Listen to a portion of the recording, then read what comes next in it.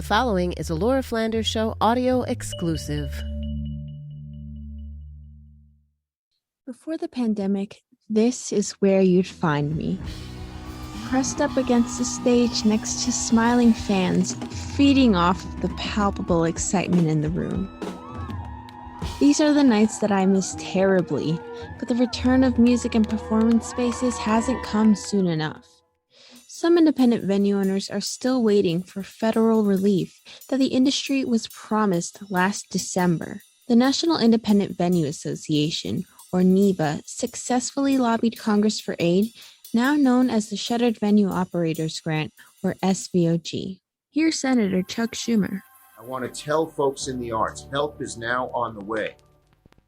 The group now represents over 3,000 venues and promoters and is fighting tirelessly to ensure everyone gets their payout.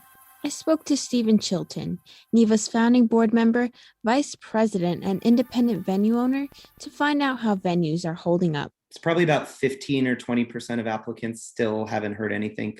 We're over 7 months since the bill passed, and we still have a considerable amount of venues that have not seen aid. I wanted to bring up that your venue in Phoenix, Arizona is open, and you had reopened before you knew the status of your application. Yeah, kind of in a lucky spot. We repivoted it and opened as a coffee shop, and then started doing some socially distanced light shows in April, and then opened full capacity in June. You know, we just took on a massive amount of debt to get through this, kind of in the good faith that we were going to get this grant, that before we got SVOG, I was in more debt now than when I opened the place. So you've received the SVOG payment. We got it 2 weeks ago. We just got it. A lot of people can't open until they get this grant. I know a venue that didn't have their power. Literally had to cut every expense to the bone. So they didn't even have power in their venue. And they're like, I can't turn the power on until this grant comes in. Absolutely. And I would say that, without the group, I don't think this would have happened. But it's a true testament. I absolutely don't. We would have all been closed. Yeah, the NIVA group is a true testament to how people can come together.